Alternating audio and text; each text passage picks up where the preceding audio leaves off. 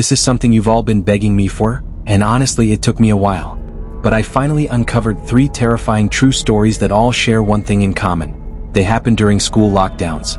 Lockdowns are supposed to keep us safe, but when you're trapped inside a building with the unknown lurking just beyond the door, safety becomes an illusion. These stories prove just how quickly an ordinary school day can turn into a waking nightmare.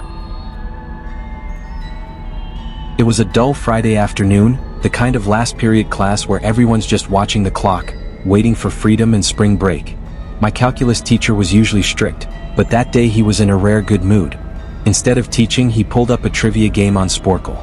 The class was laughing, shouting answers, killing time. And then it happened. The dean's voice exploded through the intercom. Not calm, not collected. He was trembling, panicked. His words cut through the air like a knife. This is not a drill. Go into lockdown. Now. Instantly the room fell silent. My teacher, normally so laid back, snapped into action. He shut off the lights, locked the door, and rushed us into the far corner of the classroom. The buzzing fluorescent lights stopped humming overhead, and then the power died completely. Darkness swallowed the room. We sat in total silence. I could hear my own pulse in my ears. Then, a scream. Loud, piercing, coming from the hallway. 2 girls near me broke down in tears, muffling their sobs in their sleeves. The screaming grew closer and closer until it was right outside.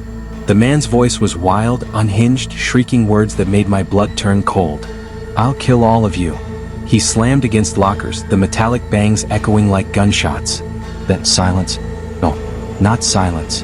The banging started again, this time against our classroom door. The door rattled violently. The frame shook.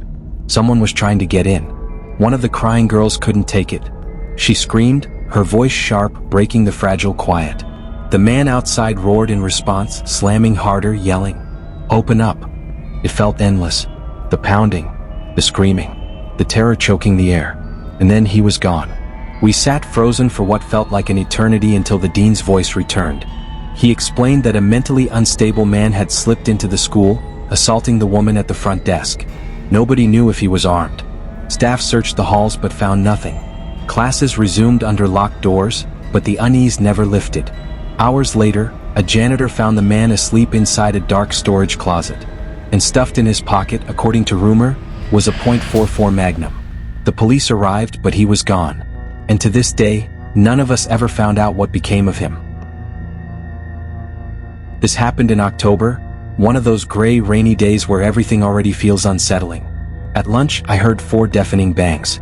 My first thought was thunder, but when dozens of kids started screaming, my stomach dropped. Campus security rushed in, shouting for us to get inside the multi-purpose room. Kids dropped their lunches, trays clattering on the ground as everyone panicked. The multi-purpose room was massive, with a glass back wall. Security rushed to draw the curtains, blocking the outside world. Teachers and staff guarded every single exit. The room buzzed with fear. Everyone whispered, guessing. My friend Eric managed to talk to a teacher and came back pale, his voice low. "There's a man in one of the houses across the street. He's barricaded himself inside. He's threatening to kill himself, and the cops if they try to evict him." He was seen wandering around outside, watching kids. Then Eric added something that made my skin crawl. "He's also a registered sex offender." We were trapped inside for over an hour. The silence was unbearable, broken only by the sound of sobbing. Finally, we were escorted out, class by class.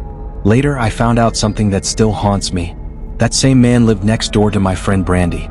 She told me about Halloween the year before, when she saw him at his window. His arm was slashed open, blood smeared on the glass. And written in thick, dripping letters were the words, "Don't come here or I'll kill you." She thought it was a Halloween prank. It wasn't. I was 22, fresh out of college, and working at my old high school as a computer tech.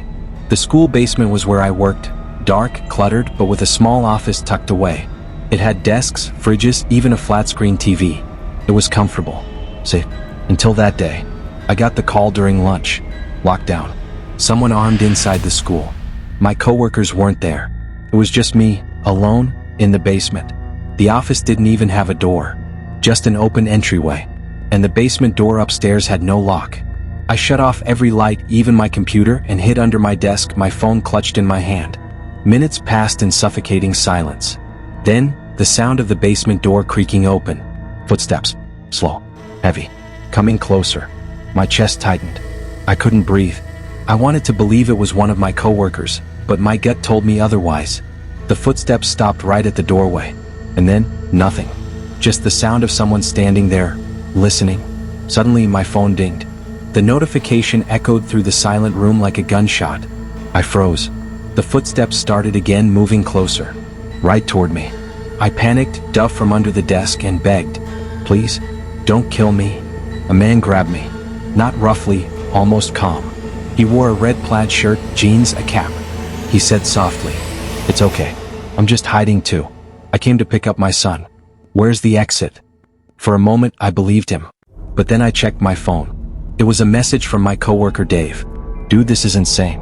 Some guy with a gun shot Mr. Buckley. He's wearing a red shirt and hat.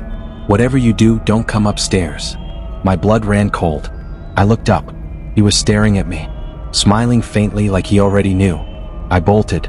A deafening gunshot exploded in the basement, the bullet sparking off metal. But somehow, I made it to the stairs.